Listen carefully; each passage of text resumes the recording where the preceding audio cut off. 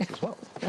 All right. The latest level 4 lockdown and recent unrest could have a negative impact on the automotive industry in months to come. We might not be feeling it now. It's according to a report by the TransUnion SA Vehicle Pricing Index, or VPI. The combination of the lockdown and that unrest severely disrupting motor manufacturing operations and, of course, the supply chain that goes with that. So let's find out just how bad it is. Is there any light at the end of the proverbial tunnel? Vice President of Auto Information Solutions at TransUnion Africa, it is Mr. Kriben Reddy. Kriben, good morning to you. So just how bad is this in a nutshell? Good morning, Gareth. So I think there's two sides of the coin. The one is that we've certainly seen some recovery and improvement for the first 6 months of the year. So the first half of the year, we started to see some year-on-year recovery from a volume perspective, whether it be new vehicle sales volume, total aggregate new vehicle sales volume, from an export volume, as well as from a new and used finance volume perspective.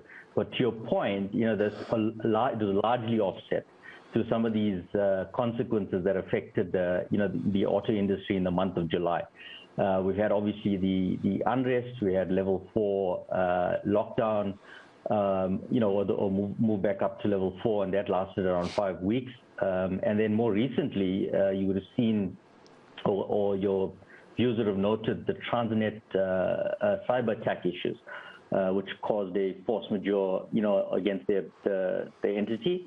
And that also affected imports and exports. So, we've got two sides. We've seen recovery and green shoots for the first half of the year, and certainly, some signs of recovery. And then July largely offset due to these issues affecting the industry.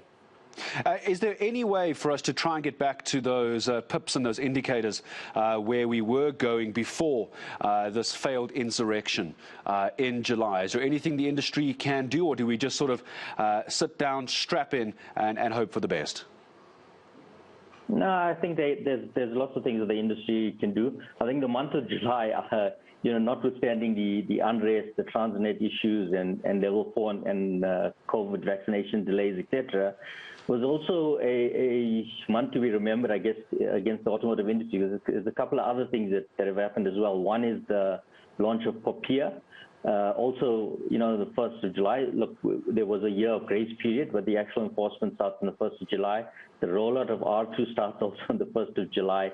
And something, really interesting around the Competition Commission ruling, etc., around the right to repair. Now, if you consider all of that, the context is that the unrest issues, etc., is really a once-off. It's not an ongoing issue. It might have affected the industry in the month of July, and we might have a lagging effect on sales, etc. But certainly, I see the industry recovering. The reason, I mentioned things like Popia and right to repair, etc. I think, it's going to take some of the OEMs and dealer groups, especially the listed dealer groups and some of the middle-tier dealers in the country, to be really creative around how they engage with their customers, around how they're digitizing some of their sales channels, their finance applications, as an example. I think that's where the creativity is going to come in, and there's really still room for growth across those layers.